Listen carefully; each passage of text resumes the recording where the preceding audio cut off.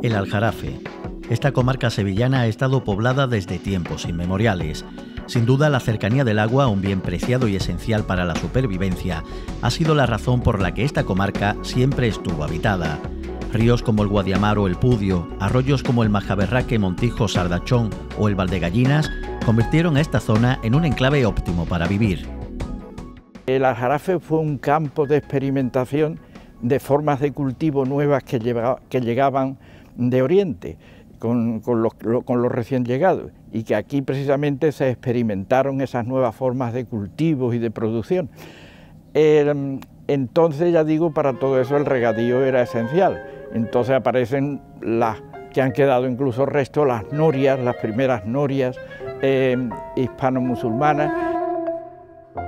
La floreciente agricultura del Aljarafe y la abundancia de agua atrajo a más población fundamentalmente dedicada a la agricultura, que en el siglo XX se encuentra en una situación precaria. El concepto de ahorro que podemos tener hoy en día de las familias prácticamente no existe, es decir, el jornalero casi vive al día, ¿no? Entonces hay que imaginarse las repercusiones que tiene en la población rural, en la población campesina, una época de sequía donde los jornales van a caer en picado. El cólera fue la más grave de las enfermedades que asolaron el Aljarafe. Cementerios como el de Benacazón o el de Bollullos de la Mitación tuvieron que ampliarse por la gran mortandad causada por esta enfermedad devastadora, a la que se sumaron también las fiebres tifoideas. Enfermedades que sacan a la luz las deficiencias tanto en el tratamiento de las aguas negras como la existencia de un agua que no tenía condiciones de potabilidad. Claro, eso conlleva más hambre y conlleva también una mayor debilidad y una mayor capacidad de respuesta ante cualquier problema de los habituales que había de enfermedades relacionadas con el agua. En el Aljarafe el principal medio para obtener agua era ir al pozo o a la fuente. El problema era que no podía saberse hasta qué punto la contaminación subterránea podía afectar a estas tomas de agua. Por ejemplo, en Villanueva había tres fuentes públicas, y ahí iba la gente a aprovisionarse de ella porque no había naturalmente agua corriente en ninguna casa.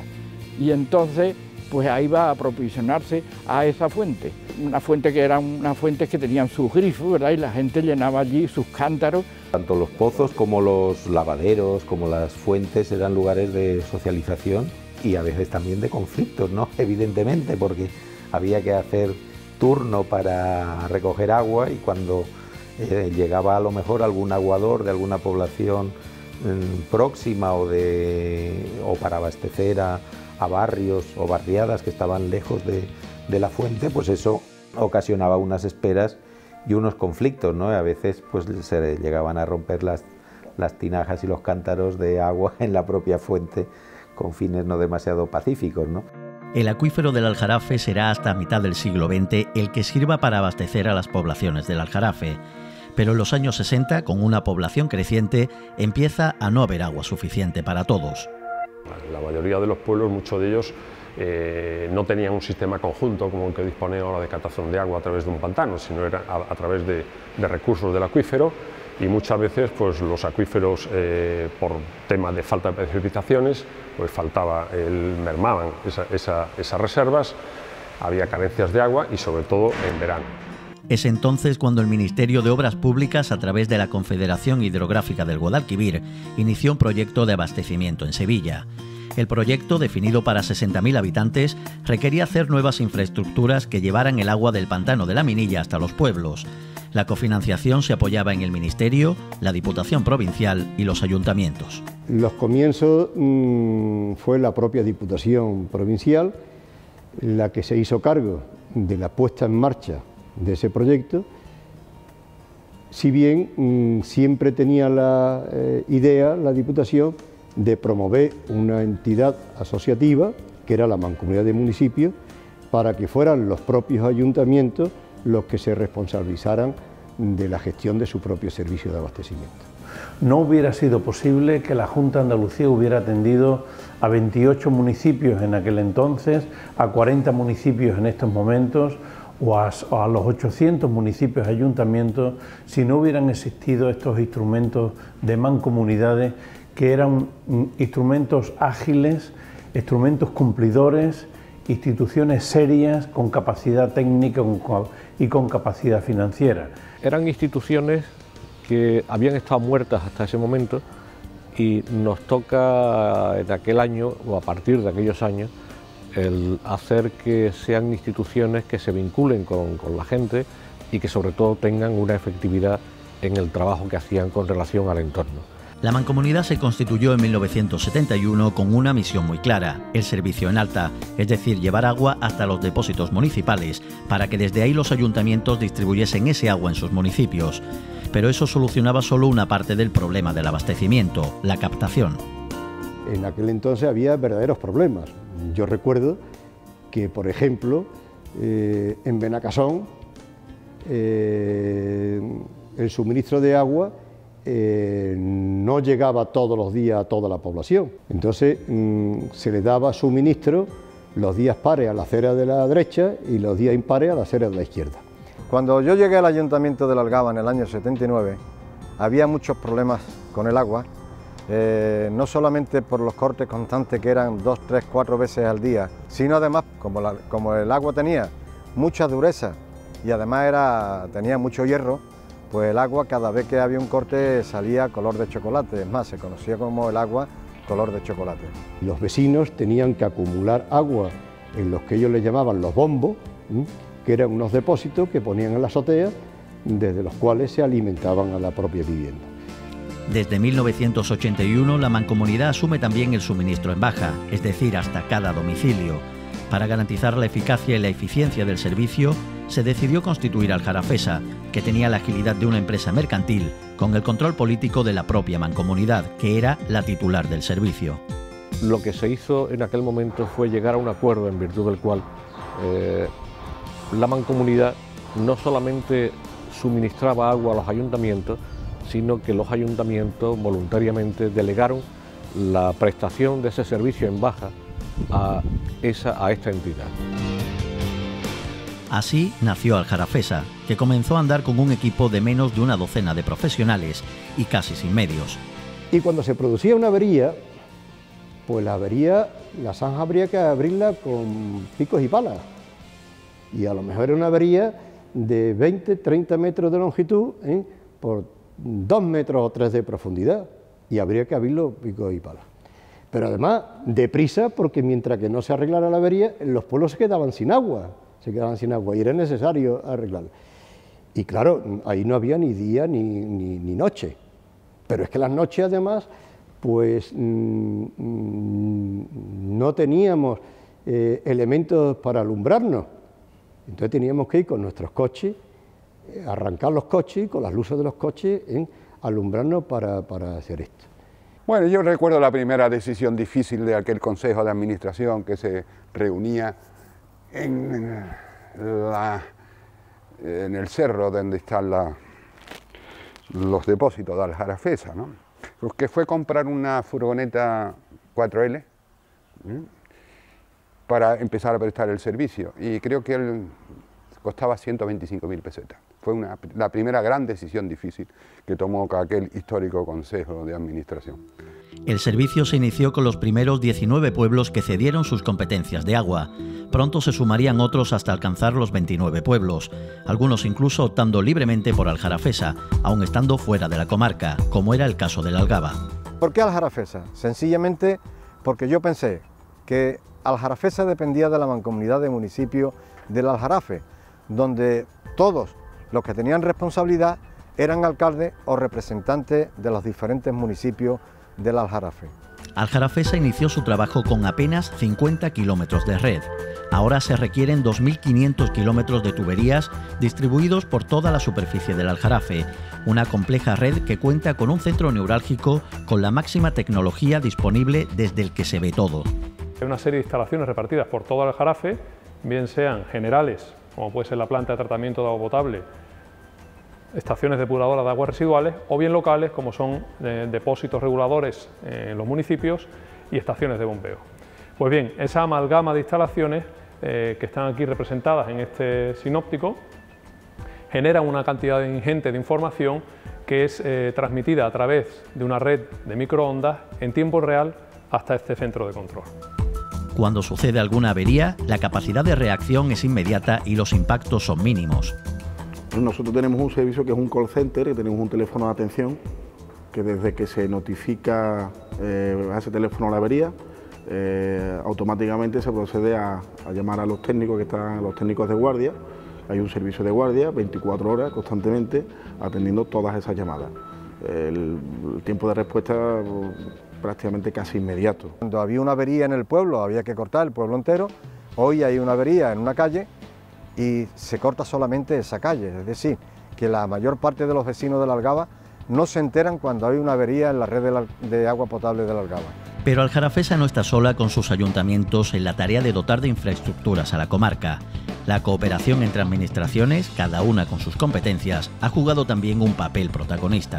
Colaboración entre Aljarafesa y antes de Aljarafesa, la Mancomunidad de Municipios del Aljarafe y la Confederación ha sido muy importante desde la perspectiva que la Confederación ha apoyado la labor de Aljarafesa en toda una zona tan singular como es el Aljarafe, con tantos municipios, de manera que hubiera un abastecimiento para todos los municipios de agua con la suficiente cantidad y calidad de todos los municipios, como he dicho anteriormente, y también desde la perspectiva del saneamiento por el entorno en el cual se encuentra el Aljarafe próximo al Parque Nacional de Doñana.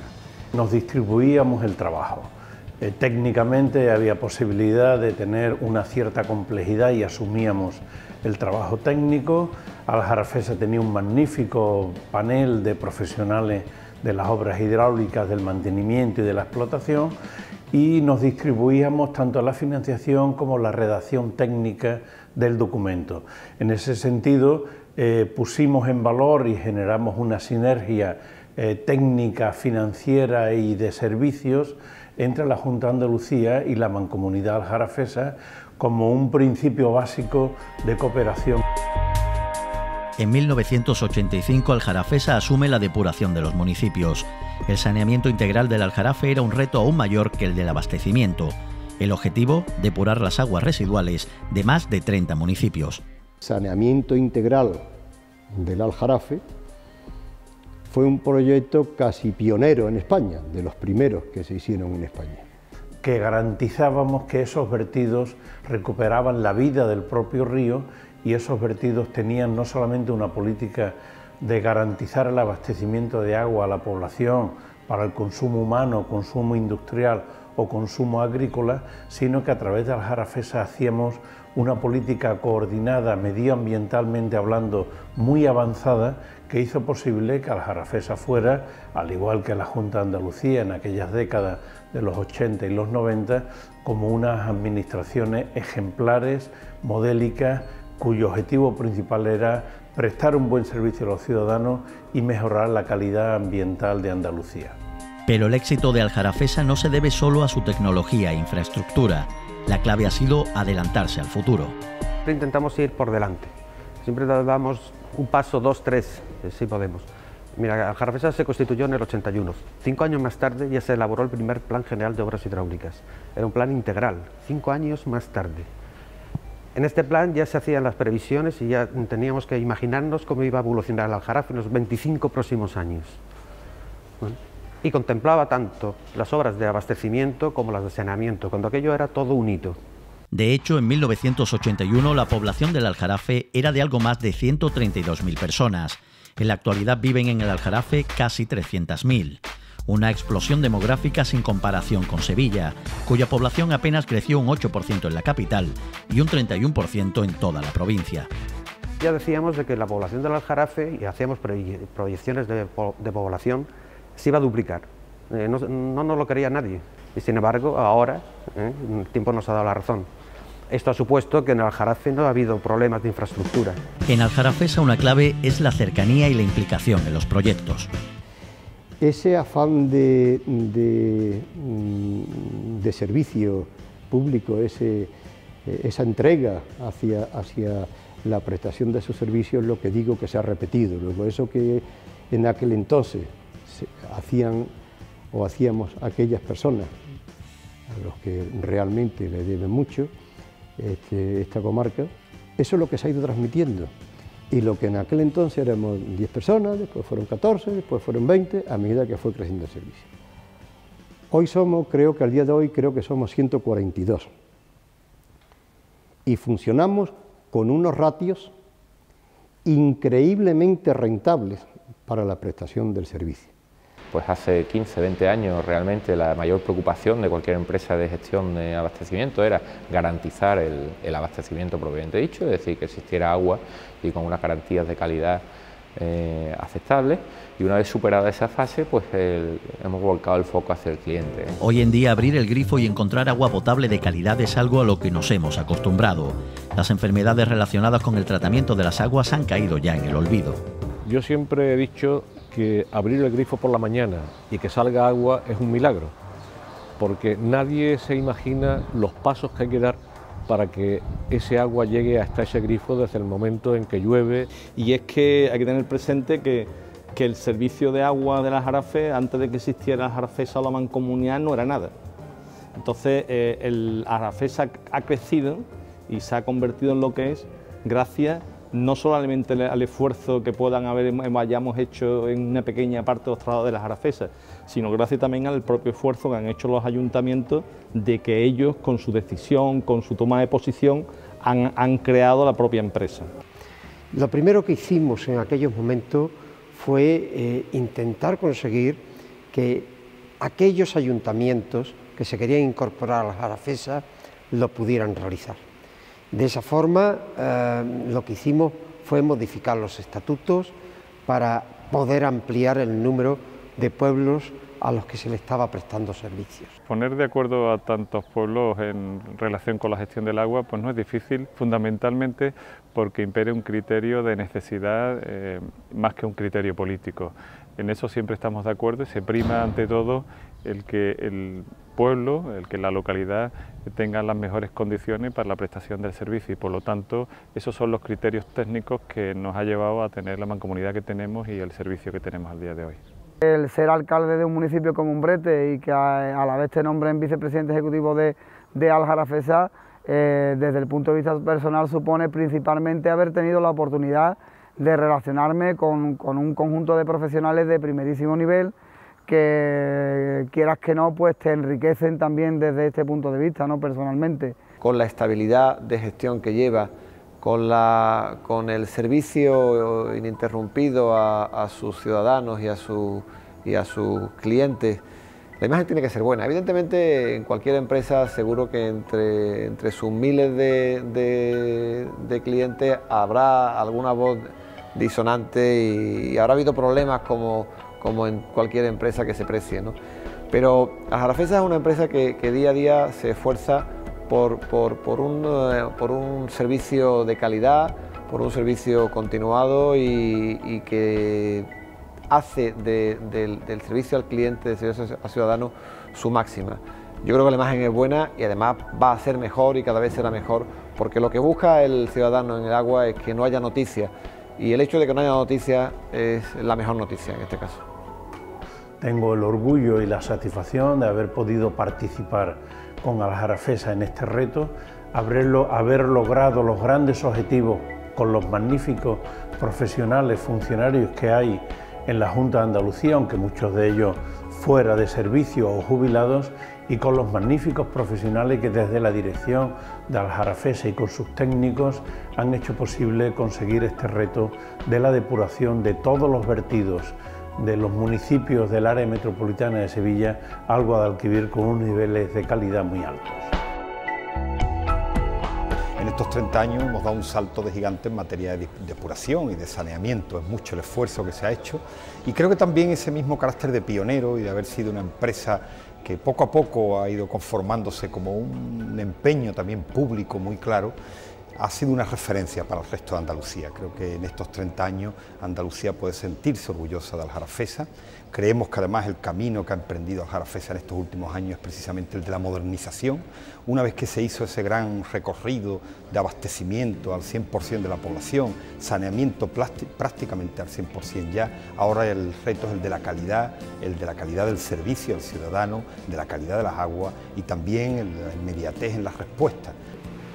Un proyecto que era en parte un sueño y un proyecto que era en parte también una aventura que con el paso de los años se convirtió en una gran realidad, en la gran realidad que hoy en día es Aljarafesa. El milagro del agua que es posible gracias a las personas que cada día dedican su vida a llevar agua a cada hogar del Aljarafe, con una manera particular de hacer las cosas, de ser eficientes, de lograr que nunca nos falte algo tan esencial como el agua. El éxito de una experiencia en común, un legado para el futuro.